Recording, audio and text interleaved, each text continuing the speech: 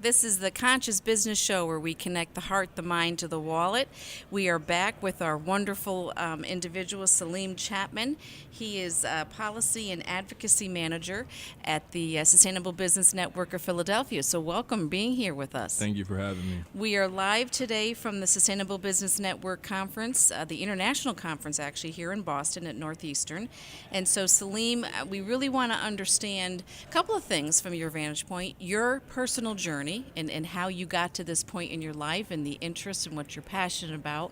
And tell us a little bit about what's going on within the SBN organization of Philadelphia, because that's obviously a tangent from what we're dealing with here in Boston at the conference. But take us through your personal journey and what has led you to this point in your life. You're asking the right questions because, I think of good public policy as the bridging of the personal with the political. And so I often draw on my own personal experiences when I'm thinking about how can I develop a government policy solution to solve a challenge. And it was my own urban experience that really sort of grounded me in the intersection of poverty and social issues such as environmental issues and also social equity issues. And I really sum it up in one way: false choices. Okay. I think if you are in a distressed neighborhood, you're constantly confronted with false choices, whether you are able to live in somewhere that's environmentally healthy versus having economic opportunities. That's a false choice. Whether or not you're able to put food on the table versus pay your rent.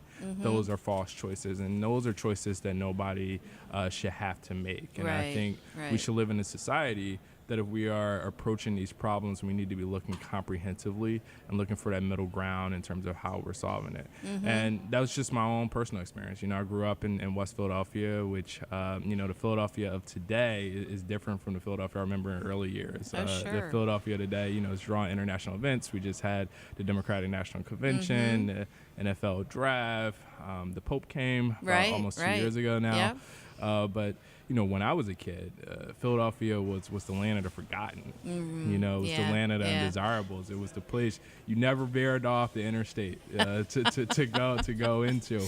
And I'm really happy as to how far it's come. But I think I'm really, really humble as to know how far we still have left to travel. Because every day, I walk out my door and I still live in West Philadelphia, and I still can see that the opportunity hasn't reached everybody. I started my work in the field of environmental justice. And so, I started off talking about, false choices, and it was really there when it became hyper acute. So there it was this facility that was really challenging for the community, and through successful organizing, we were actually able to get that facility closed. But in doing so, a lot of people who worked there, who were situated in the community, then lost their job. And you ask to benefit the many, but you're still sacrificing the few.